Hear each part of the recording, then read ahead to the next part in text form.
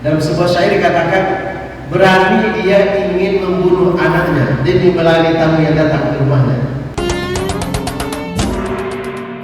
Jadi kok ada orang bilang tadi, kok ada tetangga di sekitar masjid itu, lah 3 hari 3 malam ini tidak makan.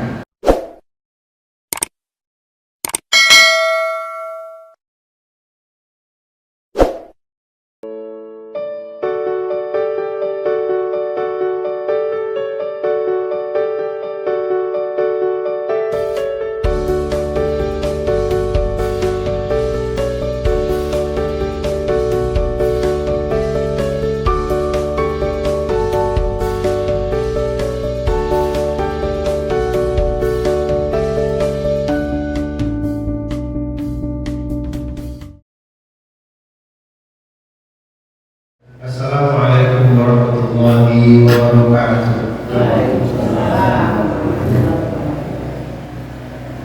Yang sama-sama hormati Masjid Al-Mu'afirah, Bapak Ibu hadirin berbahagia. Inilah salah satu rahasia. Tadi kan ya imam kurang jauh dari kadang. Sebenarnya yang berhak jadi imam itu adalah imam tetap. Apa rahasia imam selesai sholat menghadap ke jamaah? Itu tidak ada bagian dari syarat dan rukun sholat atau rukun sholatnya. Ada sholat imam tidak ada. Tidak ada rukun. Kita sudah assalamualaikum warahmatullahi wabarakatuh. Sudah selesai. Tapi kenapa disunnahkan imam melihat ke jamaah sambil berzikir? Itu adalah bagian dari adab mencontoh Rasul SAW. Imam itu mesti melihat jamaah, lain cukup jamaah rendah, lain sebanyak berbatang atau lewat tanpa. Kok ada yang kurang, kok selesai berdoa tanya kita tangga, masih sebulan. Oh ini kampung ya, alhamdulillah. Ini lewat hari sakit ya, apa tak boleh tahu lewat hari sakit. Nah itu maksudnya, itu adab. Pernah satu ketika Rasulullah SAW selesai sholat melihat ke belakang, ada yang aneh bagi dia. Ada seseorang yang biasa nampak dalam sholat berjamaah tidak kelihatan. Selesai berzikir, Rasulullah tanya kepada sahabat, kemana si fulana yang biasanya membersihkan Masjid Nabawi, tukang sapu? Ketiga, marbot. Bapak ada nampaknya sholat. Kata para sahabat, dia sudah seminggu meninggal ya Rasul. Rasul sedih bahkan marah. Kenapa tidak diberitahu? Coba ya. Ya mungkin sama juga kayak kita ya. Kalau orang besok-besok ada yang tahu. Tapi kalau pejabat ada yang tahu. Kata Rasul, kenapa tidak diberitahu? Tunjukkan ke saya di mana rumahnya, di mana kuburan. Lalu Rasul pergi bertanya. Coba ya. Ini akhlak. Dan itu sesuai dengan adat kita. Kalau kabar-kabar itu dan baik-baik, nah dihimbauan, diundang, diberitahu. Tiba-tiba dibuat musibah kan berhambawan. Nah kalau ada orang yang sudah menjadi jamaah masjid kita, dan 2 hari 3 hari tidak kelihatan, nah boleh kita bertanya ke tetangganya, masih fulana? Oh ini sakit, oh ini pulang kampung, oh ini ada acara luar daerah, aman. Tapi kalau tidak seperti di Jakarta, tidak sekali 2 kali kita mendengar berita, lah seminggu lah 2 minggu ada orang meninggal di rumahnya, lah baru heboh, betul, karena tidak diketahui oleh kita. Kenapa? Karena kalau di komplek elit kan urusan pribadi masing-masing. Tapi kalau di kita ini insya Allah kita bisa bertetangga dengan baik. Nah cara berhubungan dengan tetangga, kalau memasak makanan sayuran, kasih tetangga, bagian dari silaturahim, cerminan akhlak, bukti iman kita kepada Allah Subhanahu wa taala. Lanjutan hadis, wa man kana yu'minu billahi wal yawmil akhir falyasil rahimah, sambungkan silaturahim. Kenapa tadi ada hadis Nabi banyakkan buahnya? Kenapa tadi ada hadis Nabi jangan ada orang tertidur kekenyangan sementara tetangganya mati kelaparan? Maksudnya apa? Hubungan silaturahim, perkokoh. Bapak Ibu, saya yakin kita yang hadir hari ini, Anda pun ada mungkin satu atau dua yang dia bertetangga dengan adik atau kakak kandung.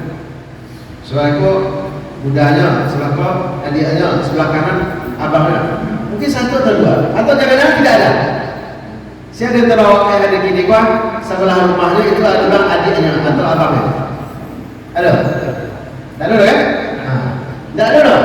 Awak yang adik ini berbeda daerah, berbeda kampung, berbeda suku.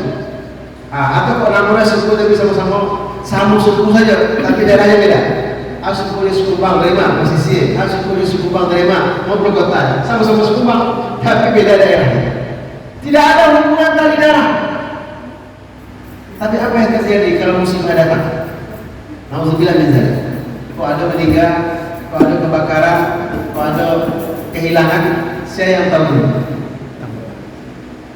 Bisa banalah menelpon ke kampung, misalnya sakit, telepon dusun awak ke kampung. Lain langsung tiba di rumah. Ya tidak. Mungkin 2 jam, 3 jam, bahkan mungkin sehari lebih. Siapa yang akan menolong langsung spontan? Tetangga dekat. Makanya menjadi penting untuk membangun hubungan silaturahim dengan tetangga dekat. Walaupun berbeda suku, berbeda asal, berbeda kampung, tapi karena iman, karena kita sama-sama beriman, kita merasa terikat untuk sama-sama taat kepada Allah, juga berbaik-baik dengan tetangga. Akhlak perilaku yang mulia dalam bentuk silaturahim. Nah, paling tidak awak datang bersilaturahim. Ya, kalau yang rutin, kalau kita rajin sholat 5 waktu di masjid, pasti terbangun silaturahim. Paling tidak, ketika hari elok bulan Bahir, ada dia melakukan sesuatu, mengundang, datang. Kalau ketika dia dapat musibah, dibantu, dijenguk, ditakziah. Atau ketika hari raya, datang, bayi menambah, kita ini bayi menambah, kita anak-anak bayi menambah, tidak, bersilaturahim, bermaafan, berkunjung. Bukti apa? Bukti iman. Lalu yang terakhir, wa man kana yu'minu billahi wal yawmil akhir falyaqul khairan aw liyasmut. Kalau kita beriman kepada Allah Subhanahu wa taala, meyakini adanya hari akhir, apa cerminannya dalam bentuk akhlak? Falyaqul khairan aw liyasmut. Kalau dia berbicara, sampaikanlah kalimat, kata, narasi, ungkapan yang baik-baik saja, yang menyenangkan hati orang lain, bukan menyinggung perasaannya, apalagi mencemooh, melecehkan atau menghina. Cerminan iman. Kalau rasa-rasanya akan menyakiti hati orang, kalau rasa-rasanya akan menyinggung perasaannya, auliyasmut.